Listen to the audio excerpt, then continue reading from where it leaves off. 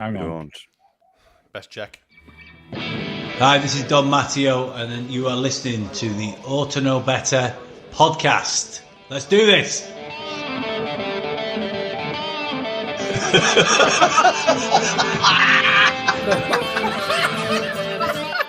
You look like fucking Brolin, you're a Leeds eating bastard. Or some sort of fucking weird floating head. No. He's a utensil player a bit, isn't he? I mean, I feel a bit right, dickhead. Nothing spectacular, really. Hello, good evening. It's Wednesday and it's the main pod time. Season 4, episode 36, actually. And I'm joined by these two wonderful human beings, Carlos and Gilly. How are you both, gentlemen? Are you well? Wunderbar. I'm all right, yeah. Not bad. Little bit of a fart tribute there, are we? Yeah. Fark it. Why not? Fark off. Wunderbar. Everyone's feeling a little bit wunderbar after the result on the Monday. Karl, apparently you've been talking to absolutely everyone about the result on Monday, so I'm not going to come to you first. I'm going to come to my follically challenged friend down at the bottom. Not that you'd know that because of his little bucket hat, of course. But how did you find the game away at the Riverside, Matthew? Did you enjoy fucking yourself? Madness. Absolute fucking madness, wasn't it? It was great, wasn't it? Even a great game for the neutrals. Yeah, I imagine so. Frustrating at times, worrying at times. You're thinking, where the hell did that fucking defence go? I was fuming at Melier because, he cost me a 4-point swing in our predictions league. Single-handedly cost me that, let's say.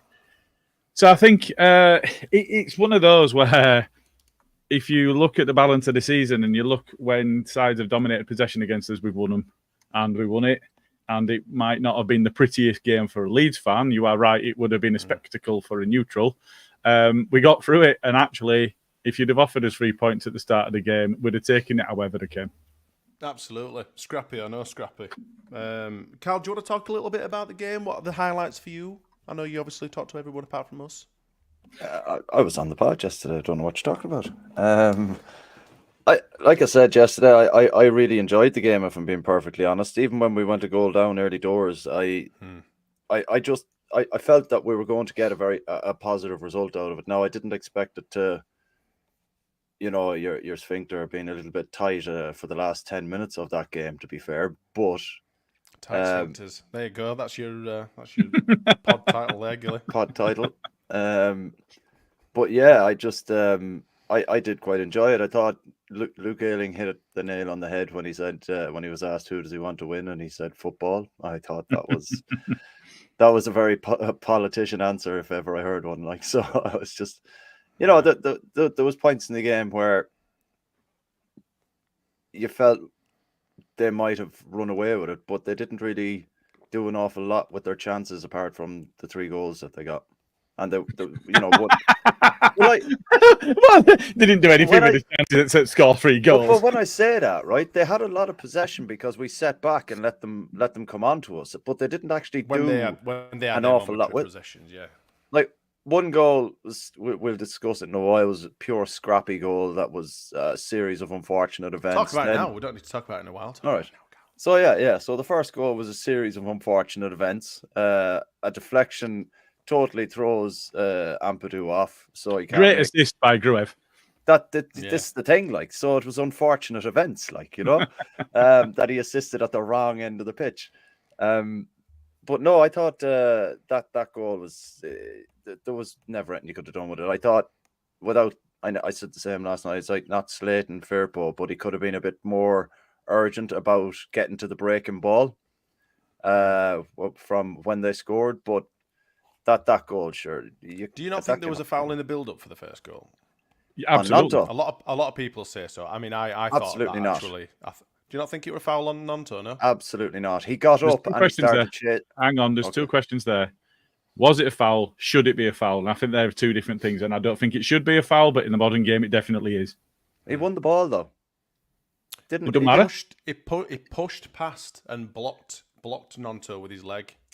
Pushed him over. I get now, that. For me, that's a foul. I know I wouldn't like to see it being given as a foul. It's a contact spot at the end of the day, like Gilly's already said. But at the end of the day, he's put his leg across him and pushed him out of the way. Yeah, but they're the kind of the fouls that Nanto would have kind of whinged about on the ground for a little bit, thinking, "Oh, what's going on?" But instead, he got up and he went straight on the defensive. Later on in the game, I think right at the start of the game. I think to be fair, I mean, you could see that we were a little bit more hungry for it. We wanted it a lot more on Monday night. I don't know whether Farks had a word with him and said, "Listen, lads, stop fucking throwing yourselves on the floor and flapping your arms around. We need to get a bit gritty, get it between the bit between your teeth, so they say, and crack on and try and get some frigging goals scored." So whether that's a Fark influence or not, but yeah, typically he'd normally just sit there with his hands in air and his ass on the floor, looking around at ref, wouldn't he?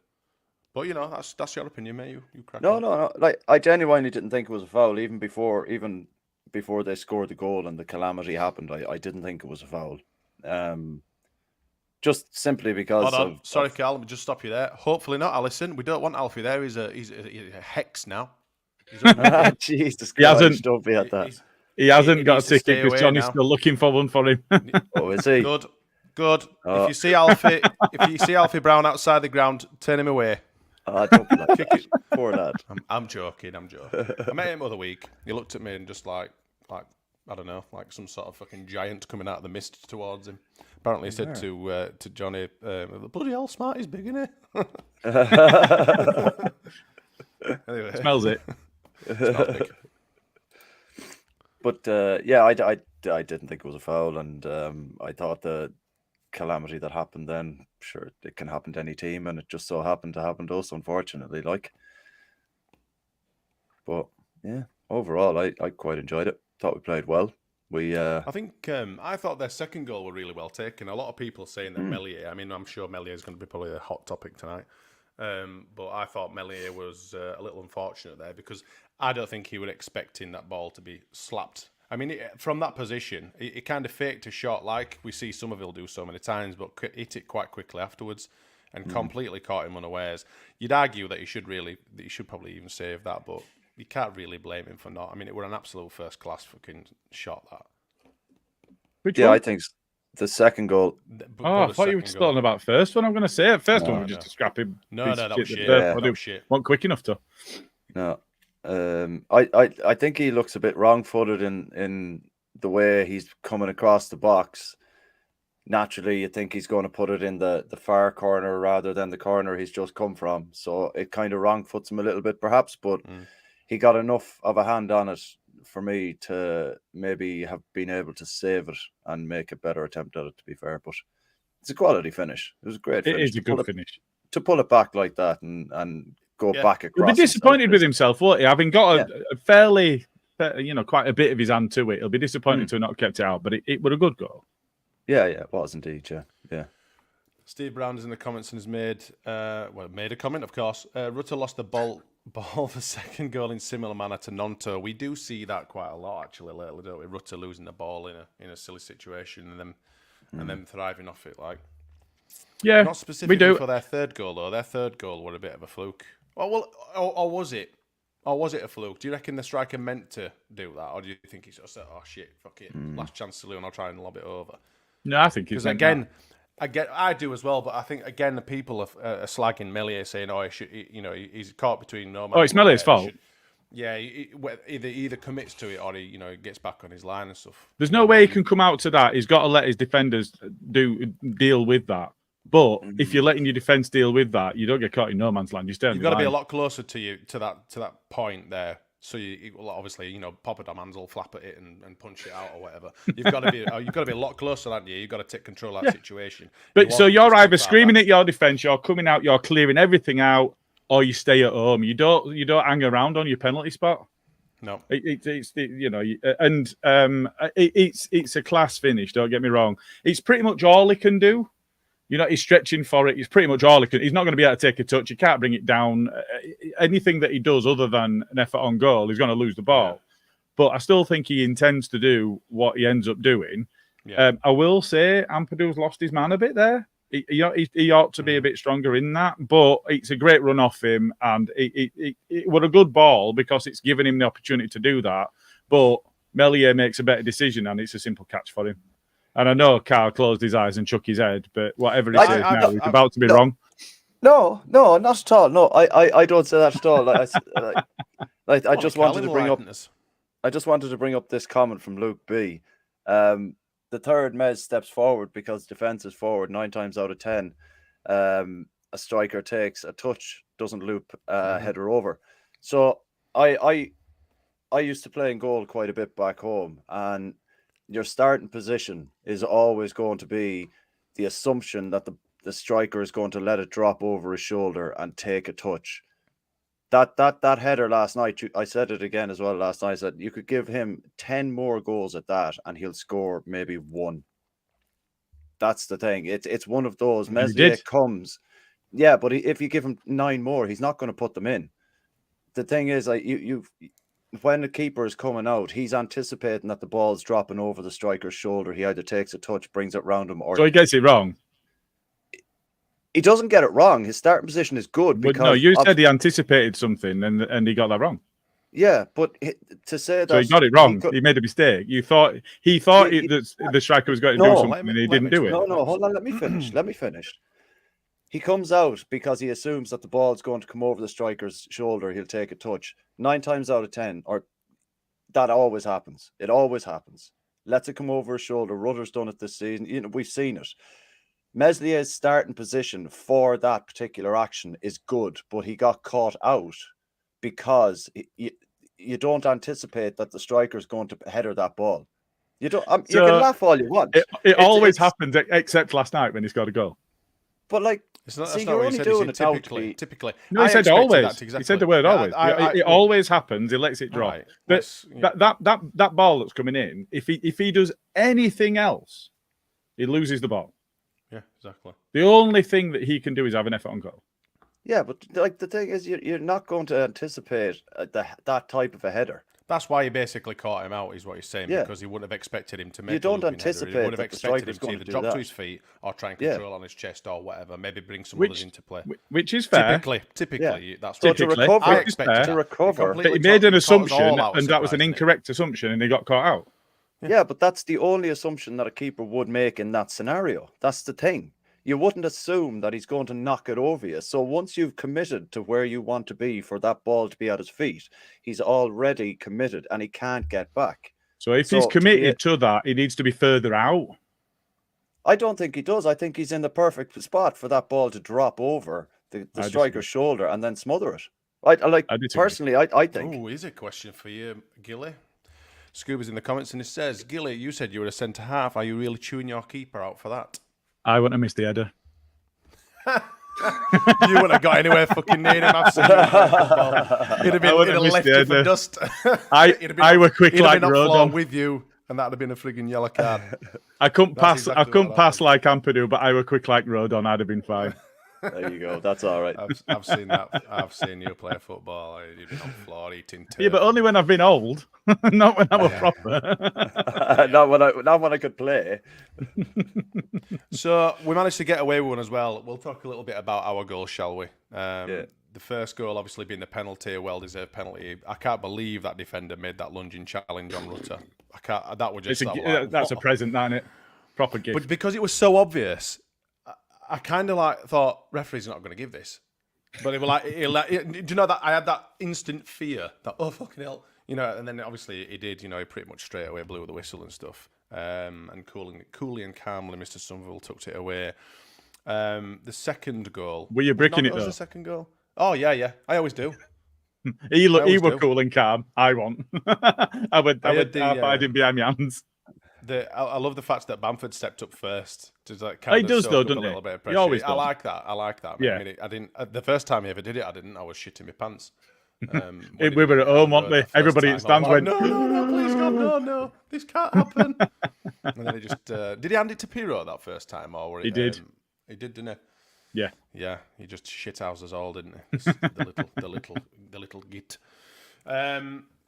Obviously, we got away with one when Nonto scored. Nicely tucked away finish as well, though, I might say. I mean, yes, you say we got away with one. We absolutely did get away with one because it's Bamford playing Nonto onside, and I don't think it works like that. However, we've already talked about their third goal, and their striker shouldn't have been on because he did, 5 tackles in the first half worthy of a booking? He got but once. So, they say that these things even themselves out.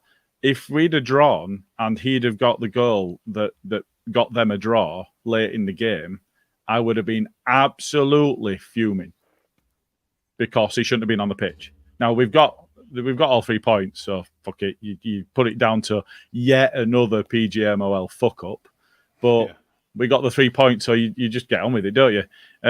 But we ought to call them out. I told you in the warm up that I've written to DCMS and the Sport Minister about PGMOL's fuck ups and about the fact that they've pissed about with the FA Cup and they've made that worse, and they're making it a closed shop for the Premier League, and actually only about 7 clubs in the Premier League. And I've had a good old whinge, and it made me feel better, even if they will do fuck all about it. But it is that just yet another in a litany of mistakes and fuck ups that officials have made in our games. Before the Sunderland game, we've had 6 letters before the Sunderland game. Yeah, I mean that's just disgusting. We don't know if we actually received another love letter from the PGMOL for the handball offence against Sunderland, do we? But I'd like to assume that we had, because that's an which makes massively glaring error. Which makes it at least 7. Yeah. So, it's one of those where I feel better having written to them, and I know fuck all will happen about it. There's petitions going off now, and there's all sorts. There's lots of EFL clubs. In actual fact, I think the only time there will be any actual changes if EFL clubs make it very clear they won't be entering the competition until it's sorted. That's the only time it's going to change anything. It won't happen. I love that you're so passionate about it, and the fact that you have written in, little. I don't know what I even said then. Written into them, expressing your concerns and stuff, because not many people would do. I don't think. I think a lot of people, probably like you, would probably start sitting, their pen to paper and just think they're not going to read it. They're not going to give a shit anyway. I don't know why I'm bothering. But I like the fact that you went through with it and did it anyway. So fair play to you, mate. It angered me that much. I know. Now here's a question though. We missed the second goal. Do you want to talk briefly about it coming off Bamford's cock? I think he's played for that. He's done exactly what he's played for. He's done right, hasn't he? Yeah. I think anything else, it doesn't go on target. Just knock it in with your cock. Stop trying to avoid using your right foot. Just knock it in with anything, and then he did. Arse cheek, yeah. tits, and it wasn't even his whatever you want. Chicken this time.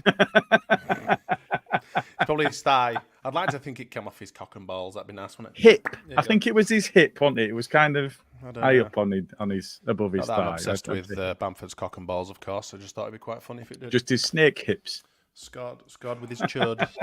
You know that meme video that went round of that old fella doing that weird dance with his shoulders going and his knees going, like Bamford's got in like. The dude walking into the changing rooms, is it?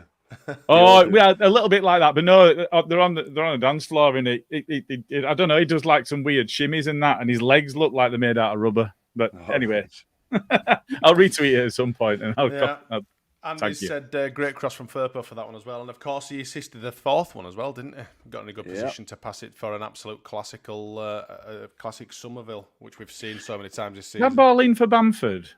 If you look at the shape on the ball and the movement on the ball, actually, he didn't have any whip on it at all. And I wonder, I don't want to put any detriment on it. It was a wonderful ball in. No, so the path it took had a little bit of bend on it, but the ball wasn't spinning like it normally does when they put a lot of bend on it. It kind of almost seemed like it set off on a bend and then straightened out. And you're thinking of, has he done that on purpose? Because if he has, that's amazing. It was a great ball, wasn't it? It was like a knuckleball, the way it kind of didn't have any spin on it, wasn't it? Yeah, I know what you mean. There was a bit of bend on it at first, and then it kind of just flattened out. It was a really strange ball in, but it was perfect. It was brilliant.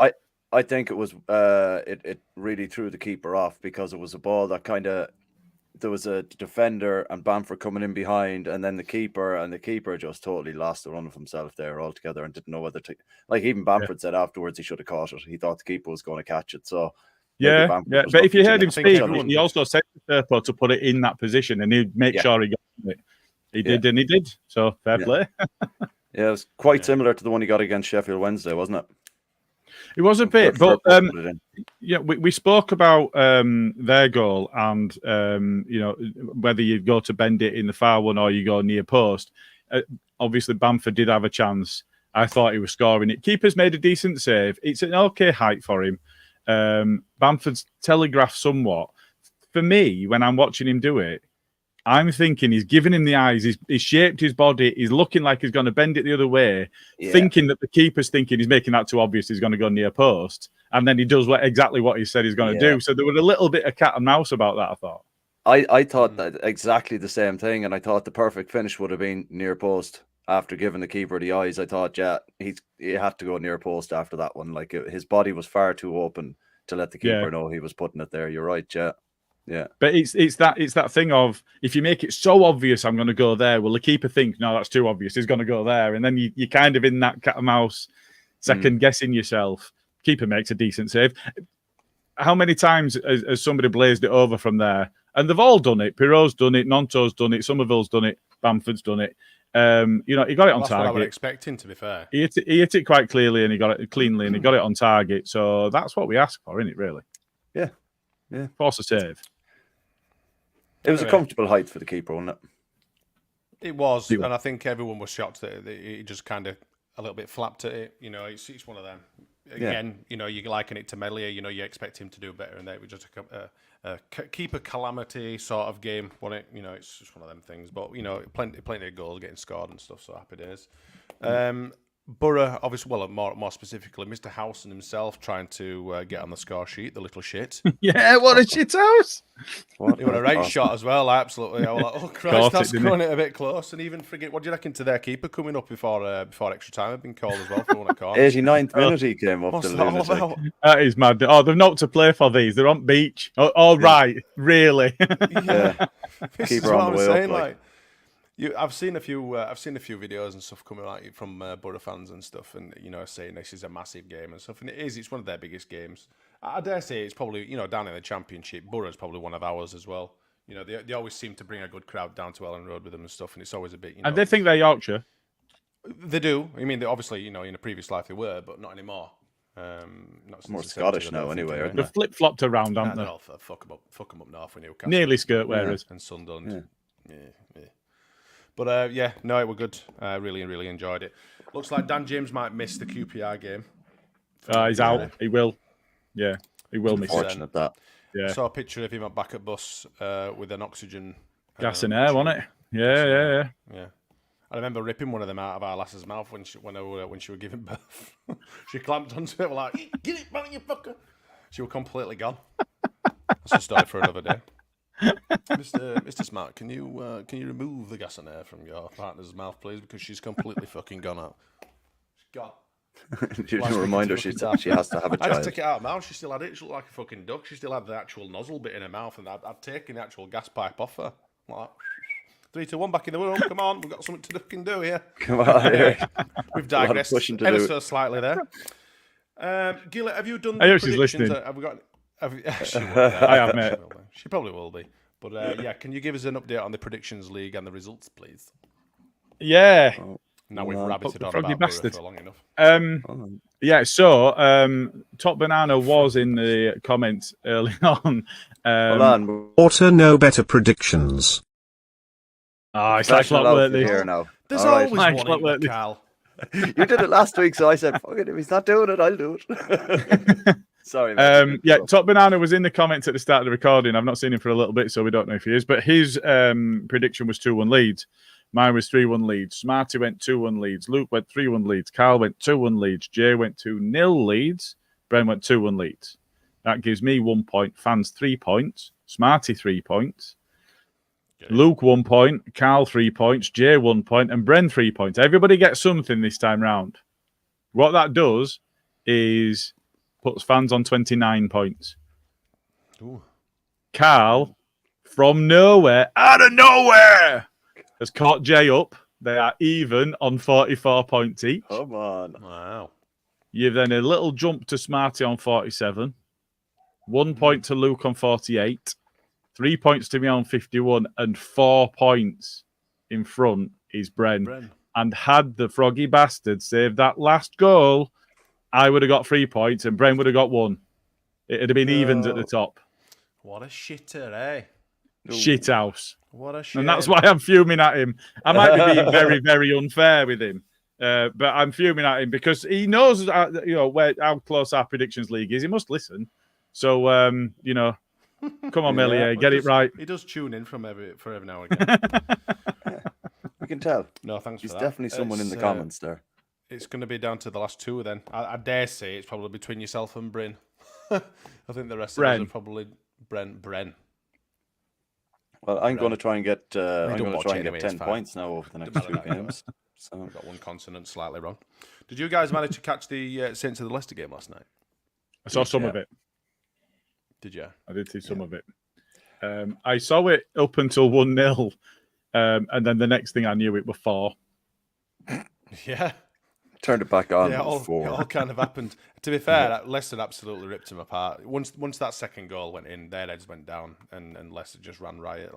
It were incredible, really, the collapse from Southampton, and that's what's given me quite a lot of hope. Should we need 3 points at the end of the season, seeing that performance and what that crowd did? Because to be fair to Leicester, they don't really have that much. I don't personally think their home crowd's anything to be shouting about or whatever. I think it's a bit crap, if I'm honest. But they really did get behind their team and we say it a lot, don't we? Be the 12th man or whatever. And they really, really did pull out all the stops for them, and it was just going off in that stadium. And that's what happens when you've got a big, big atmosphere. Some teams crumble, some teams thrive in it, and they absolutely shit themselves. And that's what we need to do. If we really need to do at the end of the season, we need to get Ellen Road rocking. Try and give these boys a hand. Hopefully, it won't come to that, and Ipswich will lose to Hull and Coventry. Do you want to have a quicker chat about the top three's next results? Obviously, we know we've got QPR on Friday, and then Saturday after we've got Southampton at home as the last game of the season. But do you want to briefly go through Leicester and Ipswich and kind of gauge how many points we're going to get? Yeah, that'd be good. I'll let you do Ipswich then, Gilly. Leicester, Karl. Leicester have got Preston and Blackburn. How many points do you think they will be getting in the next 2 games? I think they're going to drop points. So? Now, bear with me, right? 94 now, so they've got a 4-point cushion over us. Yeah, there's logic to my madness, right? Okay. As we all know, the Championship is a serious headfuck of a league. We saw the way Leicester were celebrating in the dressing room last night. They were getting a little bit giddy for me now, to be honest with you. I don't think any team can say that it's over at the moment. I'm not saying Leicester aren't going to win. I'm saying they're going to drop points. I think they're going to drop. What? Sorry. Sheffield United are beating Scum at the Scum. Have they? 2-1. That was worth the interruption, Gilly. Nice one for the update, man. That was very much worth it. Everton are beating Liverpool as well. Fucking hell. That's fucking mad. Sorry, continue. No, don't apologise. Coventry 2, Hull City 2 as well. That's getting interesting. If that happens again, just make sure to interrupt, Gilly. Don't worry about it. Go on. please do continue, Cal. I think just how they're over the last couple of weeks, they've not been great. Last night was against West Brom on Saturday. Leicester should have lost. I'm sorry. The amount of chances that West Brom missed in that opening 15 minutes, they should have put the game to bed. And to say that just because of the way they played and beat Leicester or Southampton last night, that's it. They're going, they're winning it, or look.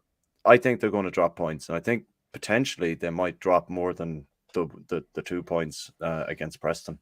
I think it's that tight that if we win and we're only a point behind them, we know how Leicester get when the pressure is on. We know they can't take the pressure of playing after someone who comes quite close to them in the points table. They don't do well. And 17-point lead over us is testament to that. And let's just face it. How funny would it be after the celebrations last night if they miss out now? This is what I'm saying. That'd be beautiful. But it's the Championship, and you can never, we always know, keep your powder dry. Be as confident as you want, but keep your powder dry. And they have completely fucking pissed all over their powder there now, if I'm going to be perfectly honest with you. And I think it's going to come back and kick them in the arse. I think. I'd love it if it did. I'm right there with you. So what you're saying then So what you're saying that they're going to get beaten by Preston, who on the day are quite a good team. I don't mind Preston. I think they're a good team. Yeah. And then they beat Blackburn. I think they draw with Preston, and they're going to find it very difficult against Blackburn, I think. So I think maybe they'll come away with 4 points from their last 2. But so they're right. That's so just finishing adding on 98 then, is what you think. Yeah. Right, so Leicester are finishing on 98. So that leaves Ipswich. Karl, thank you, Karl. Gilly, that leaves Ipswich. What are your predictions for the Hull, Coventry, and Huddersfield games? What do you reckon? So I think Hull beat them. So Ipswich have got to go to Hull, and then they've got to go to Coventry, and then they've got to go beat Town. And I think that out of those, there's a very, very real possibility they get 4 points. Because I think the spanked Town at last. I think the spanked Town, Coventry at Coventry. Do you know they're capable of beating people? And I think that Coventry could get a draw. I think we'll beat them, especially if we apply the pressure by beating QPR. Yeah, that will be a big amount of pressure for them to deal with, won't it, on the day? So we've got a job to do. Let's focus on that first. Let's get that out of the way. But we get that out of the way. We pick up another 3 points at QPR, which I think is eminently doable. We've beaten Boro, who were probably one of the better sides we've come up against this season, and we're beating them in their backyard. There's no reason we can't go beat QPR. They have one player, and we did well against him at our place. So I think it's one of those. They could go and get all 9 points. And do you know what? If they go and get all 9 points, fucking hell, they've had a magic season and they deserve it. Yeah. And fair play to them. Yeah, fair play, yeah. But I think if we apply the pressure by beating QPR, all are not all against us. All aren't that good at home though, are they? They're away. All weren't that good at Ellen Road. In fact, Philogene went completely missing, if you remember. Yeah. It was like he wasn't on the pitch. But they are a team that blows hot and cold. You catch them on the day, and they can beat anybody at this level. And we just need to hope that that's the case on this one. I can't see him getting 6 points at all from those 2 games. Even if they manage to beat one of them. If I'm being honest, I think they'll lose to Coventry. I think Hull, they'll either get a win or a draw at Hull. And I said this a few weeks ago, and I've said it a few times this season actually. Wouldn't it be funny if Ipswich have to go to Huddersfield, they have to beat Huddersfield to get into the automatics. Huddersfield also have to beat Ipswich to stay in the league. Who's our Emil Smith Rowe, you mean? Exactly. Yes, and then we have to possibly get a point or beat Southampton last game of the season. That's I said this ages and ages ago. Wouldn't it be funny if? And I could just I've been giving it big licks to Town fans because obviously I work with quite a few of them. And I'm saying, like, you guys could do us a right solid favour at the last game of the season, couldn't you? And I says, it might not just be beneficial for us, it might also be beneficial for you. So, you know what I mean? You've got to at least try, lads. We've been there. We've been there. We've had to go to Highbury to get a result. Than keep you bastards up. Yeah. We've had to go to Highbury to get a result, knowing that meant the Scum won the league. Yeah. And we did it. You know, we went and we got a result, and we did it. So, you know, it was... You know, obviously we went down soon after anyway, but it's an interesting juxtaposition at that point, isn't it? I've replied in comments. Yeah, we are. Absolutely, we are. We're beating QPR. Boom. There you go. And he's the one that said Gilly's been giving it fucking in our group chats and stuff like that we're going in the playoffs, aren't we? We're finishing third. We are not getting automatics. No. Us. Gilly. Oh yeah. What are you talking about? Oh yeah, Gilly's absolutely dead cert saying Gilly's reverse psychology on himself, isn't it? Gilly's been saying this for a long time as well. This is not new information. It's like a broken mixer tap, man. Sometimes it's hot, sometimes it's cold. Sometimes it's might have changed a little bit. No, I've been saying for a while that we're finishing third. It's been months. You have been saying it. I just thought maybe your attitude towards it might have changed or slightly, you know, rolled on a little bit with result there the last night. No. Oh, shit. All right, so let's just touch back on war game. How many points are you getting? Ipswich getting from them remaining 3 games? Well, I'm hoping 4. I'm expecting 9. Really? Fucking hell. Oof. So that only still takes them to 93. and if we beat QPR at the weekend, that's us on 93, and we've got a better goal difference. So that's one game. No, that takes them to 98 if they get 9 points. No, you said 4. So I'm hoping for 4. If I think if they get 4, because I think we beat QPR. If they get 4, we go into the Southampton game knowing what we need to do. Yeah. Interesting. Yeah. Okay. Well, Still I mean, they'd need to only get 1 because I think they get 3 against Town. So they'd need to get 1 point from the next 2 games for that to be the case. I which think 4's is a fair shout. Hoping. I think 4's fair. I don't think they're definitely not getting 9. They're definitely not beating Hull and Cov. No chance. No, they're both away from home. They might get 4 points from them. They might do, but and then Huddersfield, we'll have to see it last game of the season, won't we? We'll obviously have reconvened at that point anyway, so we can talk about it in a little bit more depth. It'll be next week, obviously, of course. When's their game against Cov? Is it Tuesday? Yep. The team's playing Tuesday. Yeah. So we might have to do another Wednesday. All Saturday, Coventry Tuesday, and then Town on Star Wars Day. May the 4th, yes. May the 4th. Oh, so May the 4th be with us. I think the next main pod will be in between all that lot, and we can properly... It'll be like a grudge day, won't it? Yep. Yeah, it'd be fucking awful. It will be awful, especially if we need to frigging beat Southampton and they could go up as well. That'll be a horrible, horrible day, that. Oh, God. I don't think I've ever been in that situation before, though. Well, since Bristol. Since League One. Is it Bristol? Yeah, since League One. Shit. Fucking Gradle. Oh my God. That wasn't pleasant either. It was like that's a long time ago. I mean that's the opposite to Wigan, isn't it? Yeah. So a goal up, they had a man sent off and we lost. Gradle gets sent off and we win. It's the ups and downs, isn't it? Yeah. The yin and the yang of being a Leeds fan. I'm really looking forward to the final day, if I'm honest.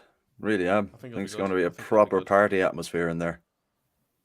If it goes the right way, Carl, you know what it'll be like if it doesn't. Yeah, I know, yeah.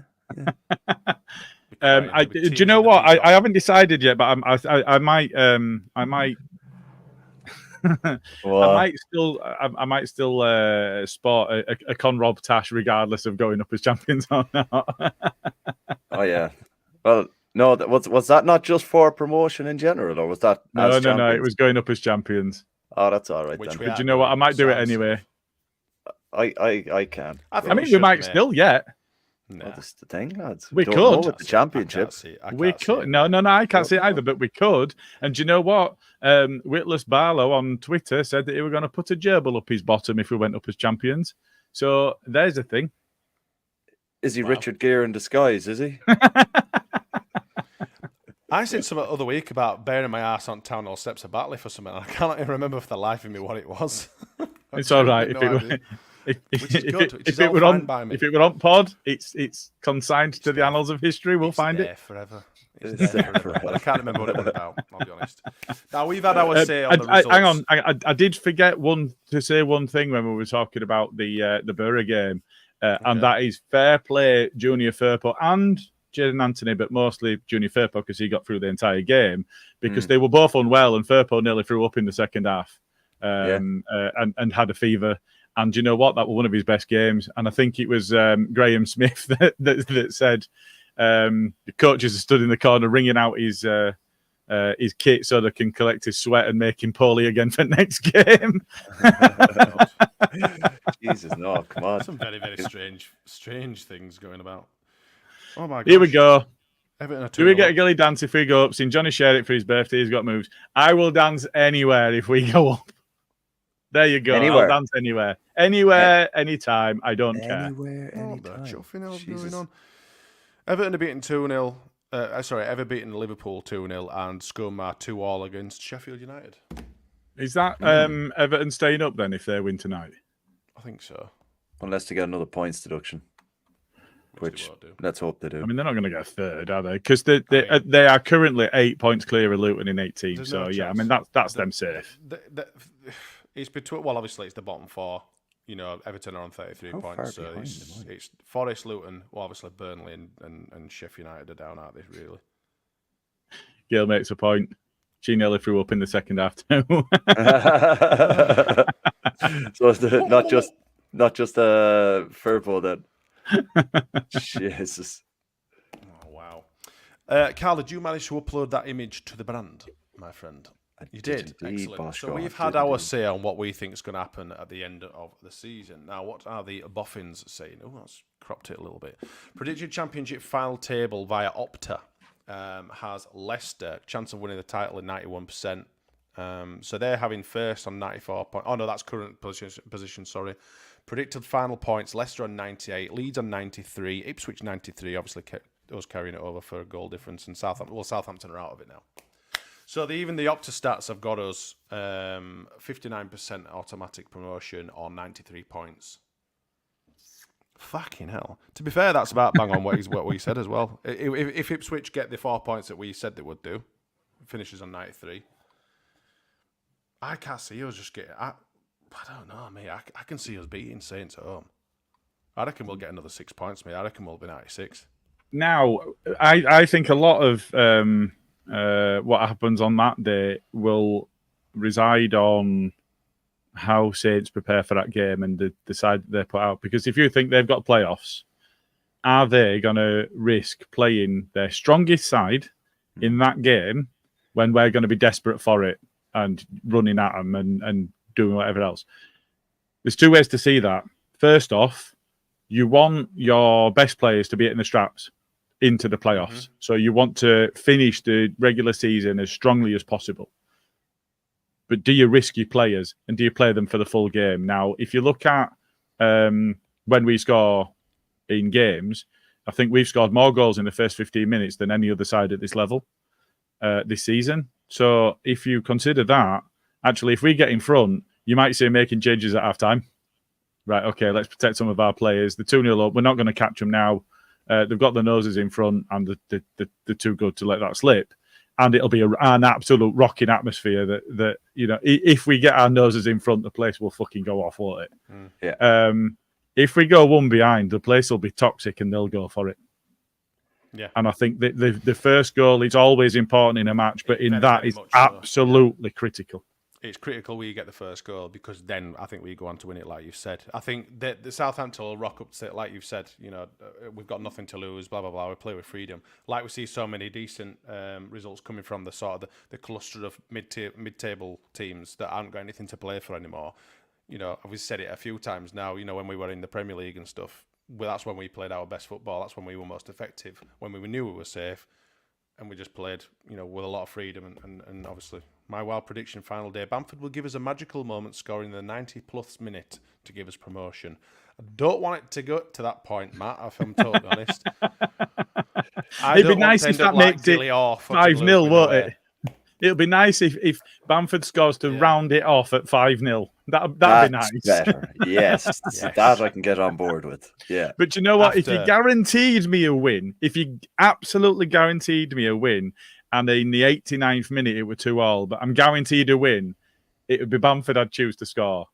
After what happened last season and after all the shit that he got, for him to be the one that scores the goal, it's a team sport, don't get me wrong, but for him to score the goal that takes us back up again, that'd be nice. Better. I can go one better. Oh, go on. Bamford to score via a Stuart Dallas assist. That would have been nice. Oh, God. Imagine. Hold me, Stuart. Dallas gets to come on for a couple of minutes at the end of the Saints game. Imagine. Fucking hell. That stadium will go off its nut. Especially if the result's going our way. The stadium will fucking go absolutely batshit crazy. Yeah. So I was slightly disappointed in the Blackburn game because I wasn't on the gantry, but I was in the press box. Ding ding, all of that shit. I had myself a little screen and all of that. And because we'd been busy before the game, we'd had a couple of pints, but we'd not had lots of time, so we'd just thrown a couple of pints down our necks. So we were tea and coffee. Well, yes, there was complimentary tea and coffee and cans of pop, but there were no complimentary beers. So we snuck out of that bit and into the concourse, and we had just threw a couple of beers down before kickoff. But by half time, and we knew we were going to be on it after the game. So by half time, we were all wanting a pint. So we were having a chat about, well, Stewie's going to be presented at half time. And I'm like, yeah, but they're going to present him just before the players come back out. So we've got a bit of time. We just got to the bar and they went, Stuart Dallas! And I thought, for fuck's sake. And the thing is, most of the stands had been half empty. Why do it at that point? Why not do it when the place is rocking? Just before the second half starts. There was still quite a lot of people in their seats, though. There was a lot. And maybe they hung still. on for him, and because it were me that called. Do you know what? They're not going to bring him out when the stadium's empty. So we'll just make sure we're back a couple of minutes before kick-off for the second half, and it'll be fine. And we missed it. So see him on final day would be magic. Yeah, running around with the lads, lifting a trophy above his head. Before games is a bit of a. It's probably not the best time. And after games, an absolute no-no in it, especially if we lose. Imagine, we've lost, we're fucking shit out, which we did. But here's Stuart Dallas and his family. Yeah. Can you imagine? Yeah. So that were well avoided, wasn't it? It was. But if you're going to do it at second half, for me, you do it right at the end of the half time, because that's when people tend to be back in the seats and whatever. Yeah. Thing is, they had to do it first so that the players could get out there and warm up. Yeah. Again, because they all like to come up and the substitution, obviously. Yeah. Kick around and dance around the sprinklers and all that sort of thing, don't they? But you could do that, and then I made the wrong call. Is basically what I'm saying, and I'm sorry I missed it. So it would be great if it were great if anyway. did it again. It were great. It were good. Lovely. You missed out. I still want Clicky to come back and get a good send off. He hasn't had a proper send off yet. Has he? No, he's in New York now, I think, at minute.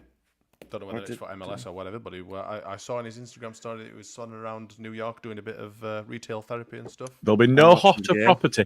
Even the Saints tickets that had 30-odd thousand in the queue for 4,000 or however many they release on the initial day of purchase for members. Even with that, the hottest property will be a ticket for the Liam Cooper testimonial if you've got Click and Aileen and Pablo, and especially if Marcelo comes back and manages one of those teams. I mean, could you just imagine that? If we can dream, and it might not happen. It probably won't happen to that level. But getting Boro back in the and Cooper playing, and do you know what? It'd just be magic. Side. If we saw the promotion side together again, what about Ben White? Does he get a place in there? He's turned into a proper knob, hasn't he? He's turned into right. What about Calvin? Does Calvin get to come back? Absolutely, 100%. Of course he does. Yeah, and Rafinha. Rafinha's too good for us now anyway. He'll he probably won't even answer phone. Yeah. No, I'm not coming back to Leeds. What are you on about? It would just be amazing, wouldn't it? If you could get as many of them, that promotion winning side back. What about and mix it up with the current. Huh? What about Belushi? What about some Antonucci? Maybe a couple of them. Adrian, maybe. I mean, maybe not. Yeah, you might bring him in, and they might refuse to play. Yeah. Sullivan Dakara there. Diego Raga. There's some absolute fucking Liam Bridcut. They can all come back. Come on, lads. Come on down. Forshaw, though. Forshaw gets to come back. Yeah. Black fucking shit Congo, wasn't it? Come on now. Look what we used to have. Like fucking bullseye. Would you bring back And he got an assist against Ipswich. Yeah. Would you bring back Kyle Bartley just so we could sing the whole song and have them all? You'd have to bring Jansen back as well. Pontus? Pontus, absolutely, yeah. I'm not sure. Absolutely. At least they'd all know how Marcelo wants them to play, regardless. Like, if it's the friendly, he still wants them to go full on. Like, how bad would it be if it was the old guard versus the current squad and the one? 39-year-old Pablo. What would Bielsa there? Yeah. 39-year-old Pablo pulling the strings, and you're like, I was going to say, why do we let him go? Yeah. Tyler Roberts and Elder Costa coming on. Fucking hell, that'd be ace, wouldn't it? Oh, man. Our good friend Roland is in the chat. It was great meeting you guys after the Blackburn match. Sorry, I couldn't pay too close attention today. But yeah, no worries, mate. We're great to meet you from across the pond. He's a good fellow. We dragged him into town. Yeah. I had to bugger off, but yeah, we're good. No, we're good meeting you, mate. Yeah. I mean, you proper horrible bastard. That was your mate's birthday. Yeah, it was, wasn't it? I had to go home though. I mean, I do mean me. I know it was Render's birthday, but it was my birthday. Oh, yeah, I don't as care well. about and you. you just I'm mad about Render. sacked me off, you bastard. I did. Fucked you right off. I'm going to flick through a few of these starred comments. Oh, hang on, one more. Oh, Christ. No. What We'd get more minutes out of him in that game than we got in totality before. He doesn't even get an invite to WhatsApp group. No. It all gets properly planned out. To the audio listeners, Steve Brown in the comments has asked if John Kevin Augustin gets to come back. I think we've roundly said no to that. Absolutely tripping not. No. Right, I'm going to quickly fly through these starred comments. Oh, no. And then Ellen's right. Baz Dog. Yeah, Barry Douglas. Yeah, Baz Dog comes back in. And hey up, Danny Wright. Douglas. Evening, lads. Been a while. Hope you're all doing well, he says. Yes. It's a good lad, Danny. Indeed. We'd have to get Douglas back just to see how we dress in the dark again, because Jesus Christ, some of them outfits were absolutely bananas. Like, Give him a second stab at getting that magic wand of a left foot ago. Yeah. Anyway. Scooby-Doo 2, predictions like crystal ball, tea leaves, entrails, funny cards, kind of predictions. Actually, that says predications. Predications, sorry. Clearly didn't fucking read that bit right, did I? Don't know what the fuck that's all about, Karl. See, I'm always scared when Karl starts starring in comments because there's some right shit. Him and Jay, it's the most random fucking shit that'll start. Ooh, and he'll have a little laugh to himself or whatever. None of us will know exactly what the fucking hell they're on about. So sorry, Scooby. I quite like it. That'll teach you to start the live fucking stream. But I'm talking, telling me, and you're there clicking away, all happy. Oh, this is great. That's fucking wonderful content. That's great. And I don't know what the fuck's going on. Mark Wright says, we confident Anthony can make the same impact coming off the bench at James Wood. Now James is injured for Friday. Yeah, I'm a big fan of Anthony. I think he does well when he comes off the bench. Don't know about you guys. I'm assuming that's not the Towie Mark Wright that played for, I want to say, Crawley. No, Mark Wright's he's been here a long time. No, I know he has.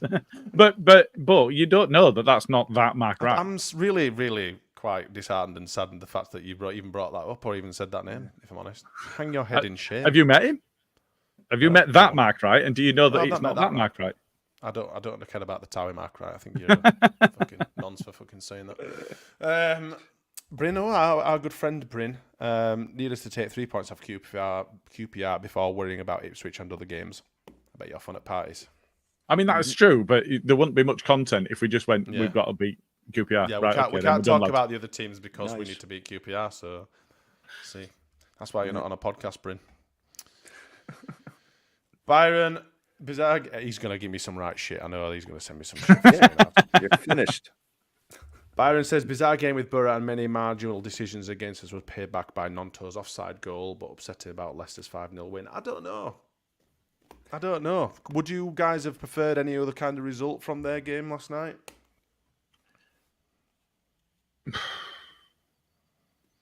Because that just completely nullified Southampton. That's completely kicked them out of the race. I wanted to draw.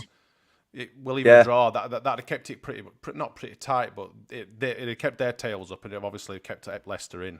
I don't know. I wanted to draw because it keeps Leicester in, but it's fewer points handed out overall because there's only 2 points getting handed out instead of 3.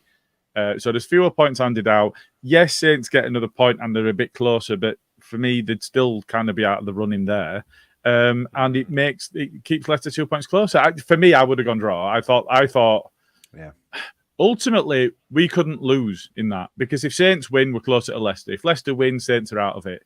But it pretty much means that it's 2-1 because Leicester have pretty much got themselves automatic promotion. Even if they don't end up being champions, they've pretty much got themselves automatic. And I think they're 89%. I think I saw earlier the predictor is 89% likely to now win. Or was it 90? No, it was 91, wasn't it? Because it were 5 for Ipswich and 4 for us. Around that number. So I think it would it 81 or 89 for as champions, were it? Might have been as champions rather than just. Maybe. It was. 91. No, it was 91 because it were 4 and 5 was the other one. But yeah, ultimately, I think we couldn't really lose. If only the other 3 had to play each other until the end of the season, we'd be fine. Because they're going to take points off each other. But it's interesting, isn't it? Because Leicester have pretty much won. They've absolutely demoralised Saints now. Yeah. Mm-hmm. That'll be really, really difficult. And I don't think Russell Martin's got it in him to pull that around. And I would put them probably going out at the first attempt in the playoffs and not making Wembley now after that humbling because that's some difficulty to come back from. The only thing I have about last night is the goal difference now. It's giving Leicester a bit of an out, nudge. But they got the 3 points, and that pretty much puts them up anyway. So yeah. Ipswich's goal difference is much worse than ours still. So that's the important one now, because it's pretty much 2-1. It's either us or Ipswich for the other automatic promotion spot, really. Yeah. Yeah, totally agreed. Andrew Ollie Dantwe. I'm a fan of Melier, but only criticism I have is the flapping on corners. Does he do a lot of flapping on corners? Yeah. Flapping of the wrists a la Papadon. I'd say so. He doesn't command his area, and I know he's still young, especially in the context of a goalkeeper. And he doesn't command his area. He's a pretty good shot stopper.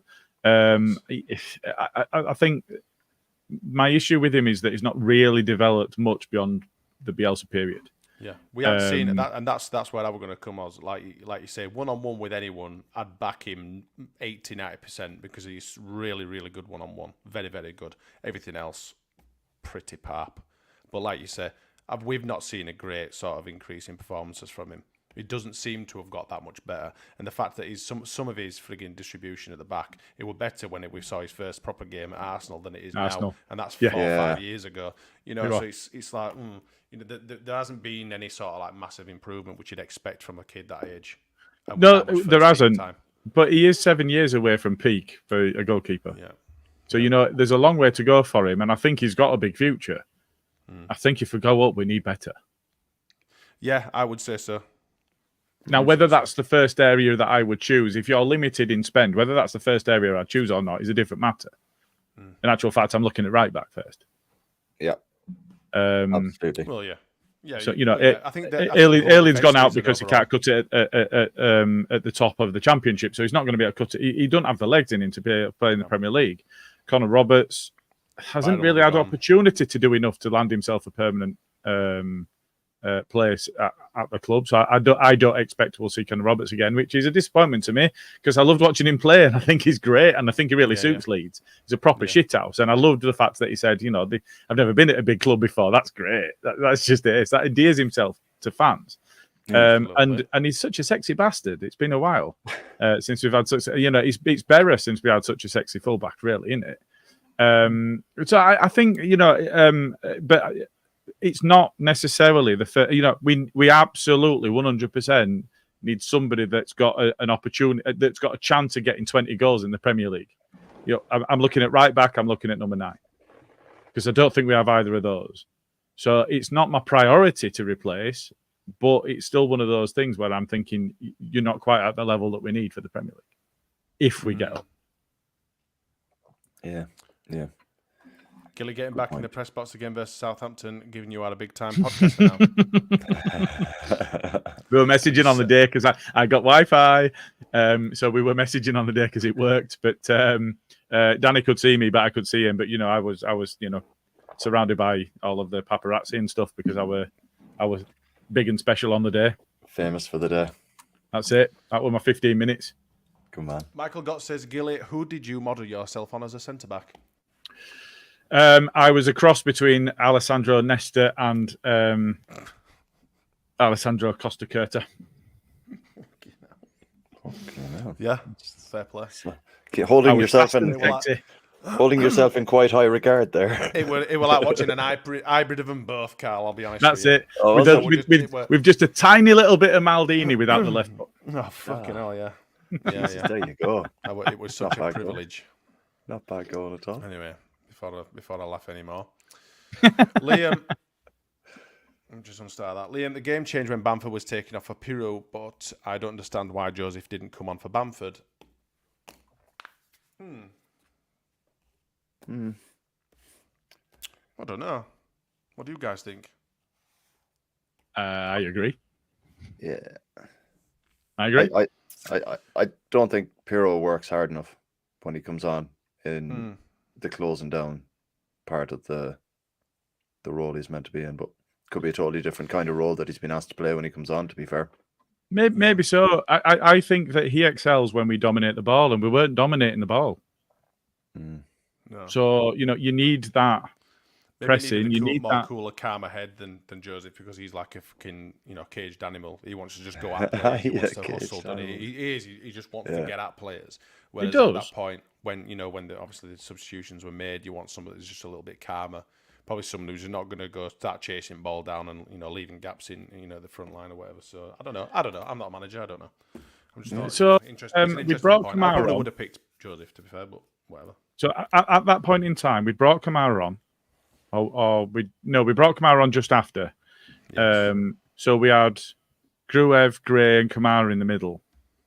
4 minutes or 5 minutes after Pirot came on. So for me, Anthony's come on for Somerville, so you've got fresh legs on the wing.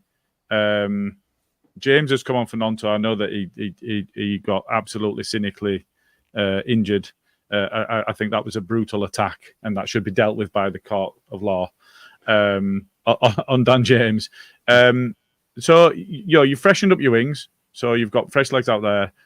You've brought Kamara on in the middle for Ruta, so you've got fresh legs in midfield. I think I'm looking for Joseph. I'm looking for him coming on and being a rabid dog up front and chasing down and smashing fuck out defenders. That's what I want to come on. Not somebody that's gonna I've got the ball and I'm gonna be cultured with it and I'm just gonna take my time and oh shit, I've lost it. Yeah. No. I think Joseph is the choice there, and I think out of all of them, that was the one that I'm thinking I would have made something different, because I think all of the others were fine. When Kamara came on, do you think would that have been a good opportunity to maybe put Gray just in behind Pirot and play him in that little bit of space there, rather than, I think it was Kamara that played a little bit further forward than Gray did, and I thought Scooby said something similar. Kamara 10 actually played well. Surely push him into 10. Yeah. Yeah, I thought that would have been an ideal opportunity to kind of test the waters there a little bit with Archie as well. But I'm just happy that Archie's back in midfield, if I'm honest. Yeah. Ultimately, we got the 3 points, so it's fair and it worked out. But yeah, I would have quite liked to see. I don't think we've seen enough of Joseph. I think he's got a lot to offer us. And hey, Carl, there's 420 watching. It's 420, Carl. It's 421. Not good enough. Oh, it's gone up one while I was saying it. So yeah, I'm not digging out Pirot. I'm saying before he came on, the choice between Pirot and Joseph for me would have been Joseph rather than Pirot in that particular situation, especially if you're making the Rutter change and you're bringing a midfielder on. Yeah. Still beating Sheffield United 4-2. Do you know what? It doesn't really matter, does it? It's funny either way, because either Sheffield United get pumped and that's funny, or the Scum get pumped and that's funny. Yeah. Swings and roundabouts in that game, isn't it? I don't ever watch Premier League anymore since we've been down at Championship. It was the other way. I never watched the Championship once we were out of it, but now I don't watch the Premier League. I might watch a couple of games, but Match of the day I don't generally. I don't even watch Match of the Day anymore, mate, because I can't do with Lineker. He does my fucking tits in as well. And Shearer and fucking other dickheads that they've got on there. But anyway, I will push my my narrative that way. We have QPR on Friday. Would you make any changes to our starting lineup? Or if you do, what would you change? Do you reckon it'll be relatively the same starting 11 for Friday's trip to a QPR? I think so. I don't. But okay. I think we'll see Gray at right back. And I think we'll see Kamara and Gruev in the middle. Okay. Now that you've said it, I tend to agree with you because of the type of game that it is, but I much rather Gray stick with being in the centre of midfield for me. So I think that Gray has had enough time at right back to be able to do the right things there. I think that whether he's playing with James or Nonto is irrelevant. He's playing well with either of them, and they play well with him.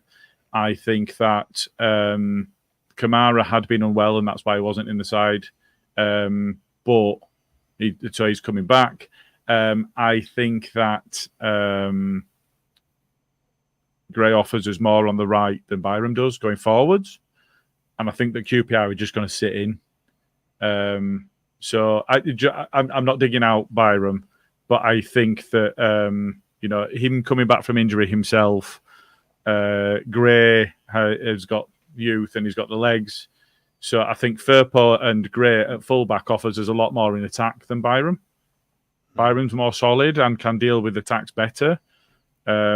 He's more experienced, and do you know what? I really appreciated Byram digging out Rutter and Bamford when they needed digging out. He gave them rollickins and they needed it at the time.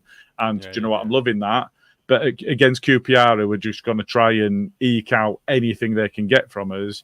And it's going to be an attritional game. It's going to be difficult. I think we need the getting forward, and I think Gray offers us a bit more in that than Byram does at this time. So that would be the one change I would make. I'd start Bamford, I'd start Rutter, I'd start Nonto because James isn't available, and that's for me would be the only other one. Somerville's scored 2, he's going to start. Gruev's going to start. I think he's playing well again. I think, coming back in, he was a bit shaky, but he's back up to speed and he's played well. Ampadu and Rodon are going to start. Their first goal. Apart from assisting their first goal.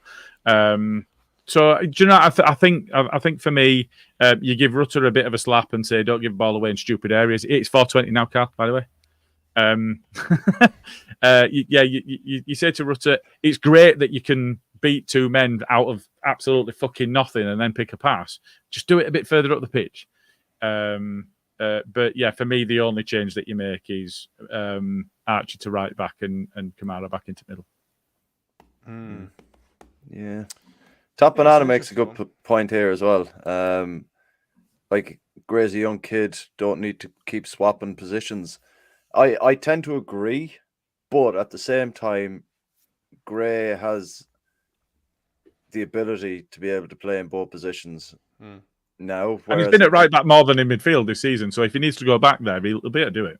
Yeah, I think that is the case, and I think he's had the opportunity in midfield now for the last couple of games, and especially against Coventry in that second half. I know we lost, but he really started to take the game by the scruff of the neck and started dictating things, even when we were looking for a draw. It was good to see him in there, and I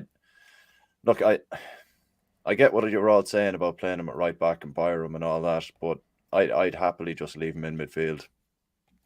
Honestly, that's I'm leaning towards where you are. Ideally, if not that it'll happen because Farke doesn't do that kind of thing, but I would leave it as it was as we started with Byram at right back. Maybe try and kill QPR off and then perhaps bring Byram off and put Archie back to right back. Yeah, and I think it's good that he's still so young and playing all these different positions because, like I say, he's learning 2 positions at the same time whilst he's like a sponge. He's a young kid doing it now while he's young and he can do rather than getting set into your ways. And he's learning multiple disciplines, isn't he? He's learning right back and obviously being an attacking central midfielder. It's got to be good for him rather than just sat in one position.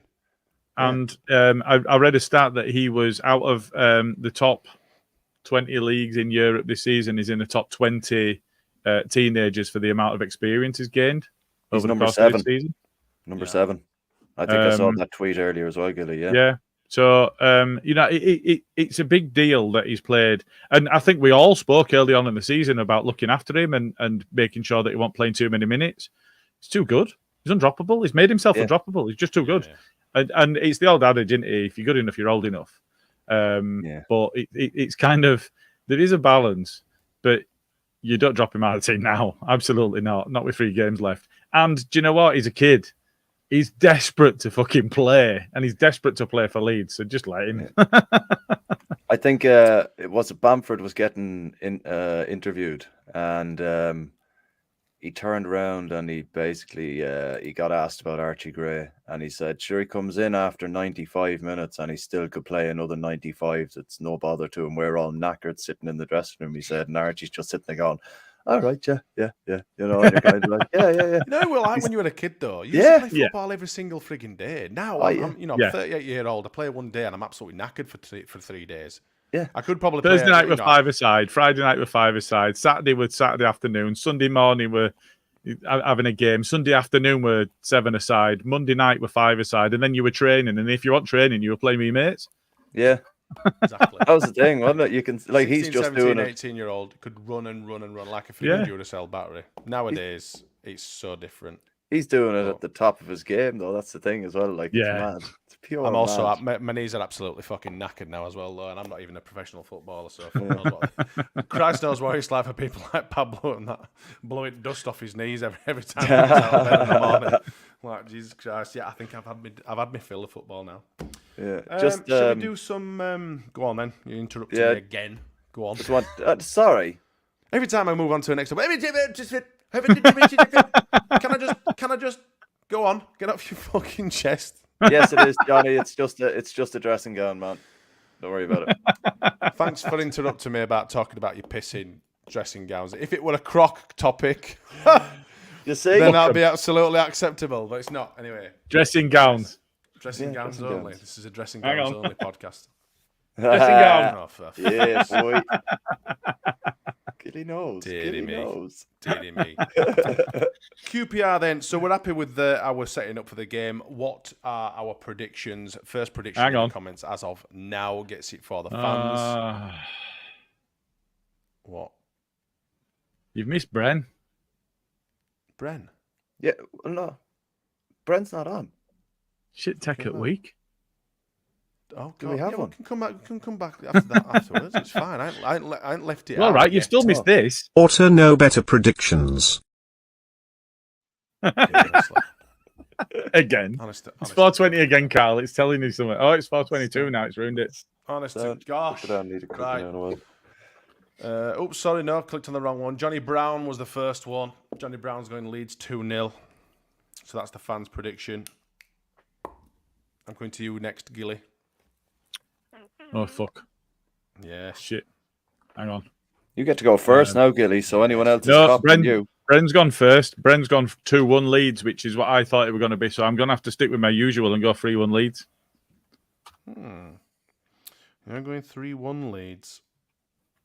2-0 Leeds. Carl? Is the little... You don't need to write it down because I'm here. I'll do it anyway. Yeah, but all you do is pass it to me. Is in the comments there, I think. I'm going to go... The wee man is in the comments. No, Jay. Yeah. I'm going to go... Every man and the frigging dog's putting comments in now. I'm like, fucking hell. I can't see him, but we'll get him. Hang on, what was this about? Don't know. They might have keyboard Tourette's. Who knows? Oh, hang on. There we go. Make the wonderful. You were like Maldini, silly with all that play. He meant Gilly. Just silly. Yeah, fine. I can't see Jay's. I'm going to go 3-0 Leeds. I take it. Fucking go on. Chilino 3-0.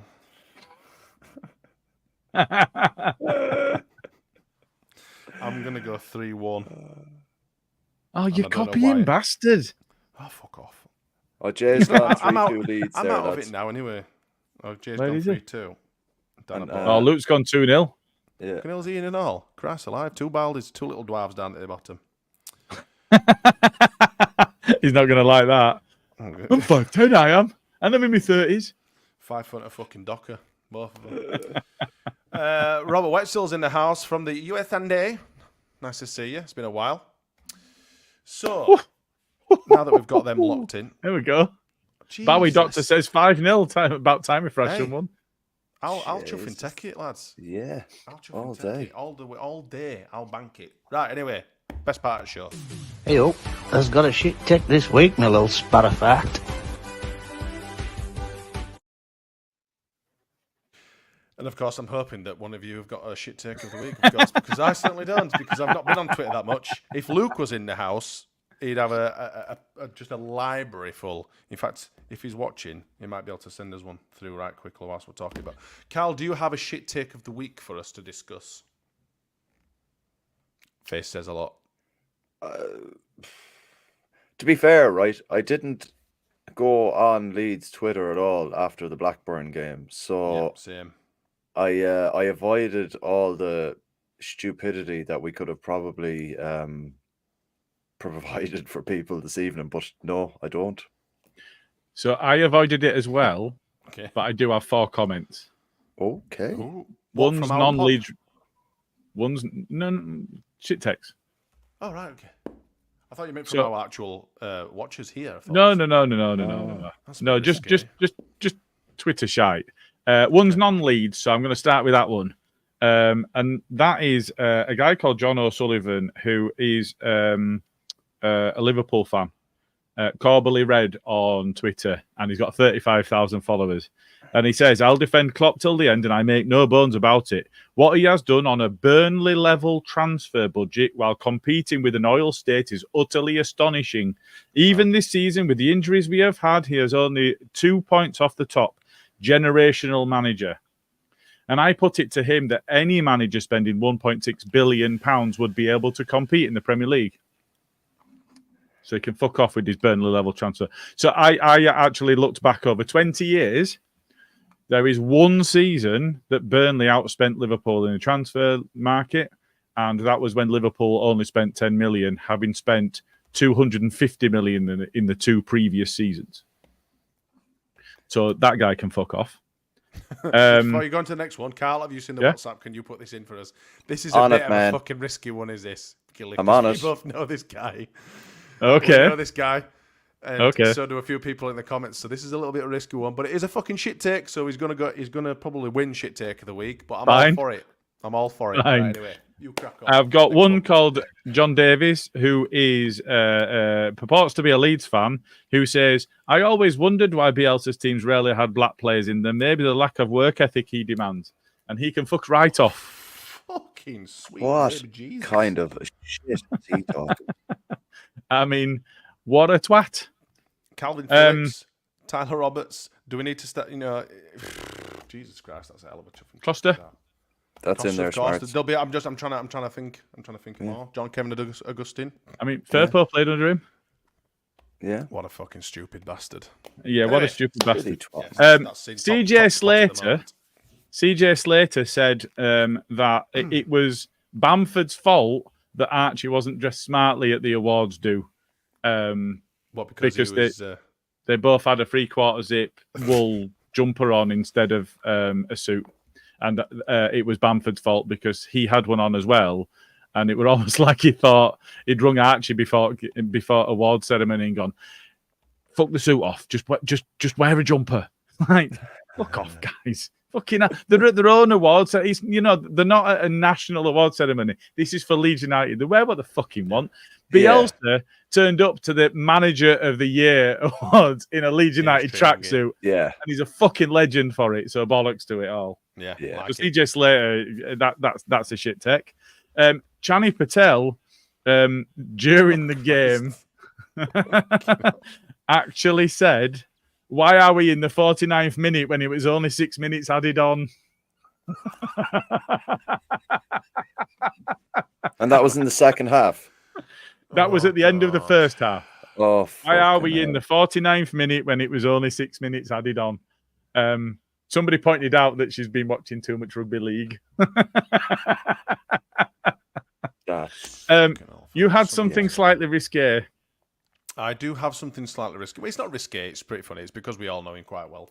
And Luke, as like frigging clockwork, has come to Trumps and has sent this in to us. So on behalf of Luke... Oh, it's not Luke. Oh, when you said no, it's not Luke.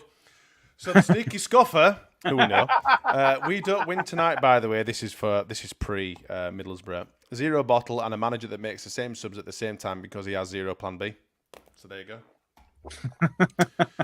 That is a shit take, of course, but probably not the shit take of the week. I think your man there with the lazy black players is definitely a shit take. In fact, that's beyond shit take. So I think we'd all pretty much agree that Yeah, I think that's that one for me. Absolutely. And who was that? Sorry, who was that made the comment? John Davies on Twitter. John Davies, congratulations! You have won this week's. In fact, this fucking year's shit take. Do you know what that? Hey, has got a shit take this week, my little sparrow-fact. It's right. I got you back. Yes. Hey. But that might be shit take of the season. Yeah, absolutely. Shit take of the year. It's pretty bad. Like you top knob, as not another Leeds but would say. Top knob, yeah. In fact, we won't submit that anymore. We won't share that around. Right, gents, have we got anything else? Andy's Man Club stuff, of course. We do. Let me just find the clip for this. I don't think there's much left in the April If I can fucking find it. There we go. Yeah. Oh. Oh no, we're still good. We're still good for Friday. Yep. Friday, I can't bloody see this. I don't know whether I'm getting older. That's just really small font. I don't Do you know. want me to read it for you? Yeah, you do it. You do it. Yeah, Friday 26th is pool night at Northern Snooker. So it starts at 6:30 p.m. and they'll be on the tables upstairs. They do ask for small donations to the tables, but it's not essential. So if you find yourself brassic and you just want to go along and spend a bit of time with some people that'll be just a nice crowd, then don't put yourself out. Go along, spend some time with the guys. But if you've got something available, then make a donation. And Sunday the 28th is the Barber Club at W2 Barbers on Easterly Road. It's from 11 o'clock till 3 o'clock in the afternoon. Come down, get your haircut, have a chat with all proceeds going to AMC. And there are more events coming in May. And of course, there are local meets on, I think, every Monday as well. So if you're wanting to pop by one of your local places or your local centres, go to the website and check it out. And if you want to go and reach out and you want to go and have a quick chin wag and a cup of tea, then please do so. You'll be well received. And every guy that we met, especially the people on the walk, great bunch of lads. Really great bunch of lads. And you're not alone, guys. So if you're struggling, reach out. Reach out to one of us. Reach out to your friends. Reach out to your family. They will talk to you. So anyway. Aye. Right then, gents, thank you very much for joining me tonight. Thank you to everyone in the comments as well. It's been an absolute laugh, as usual. I don't think we've got a B&C Friday. But there's not a lot of that left. Saturday morning, I'm guessing. Who's on that? Gilly, you're on Me. that, aren't you? Is it you two? Is it me and thee? Me and thee, yeah. You two fine gentlemen are on the B&C on Saturday morning, so keep your eyes out for that. Hopefully we can get a decent result against QPR. Really? You sure? Yeah, Gilly, man. Yeah. Checked it today. Luke. It was supposed to be him and Luke, and you swapped because Luke was supposed to. Oh, I didn't swap. Luke, we're going to be on here. That's why I'd forgotten. Yeah, that's fine. Jesus. If you haven't subscribed to our wonderful content, then please do. But until next time, until Saturday morning, take care, and we'll see you fucking then.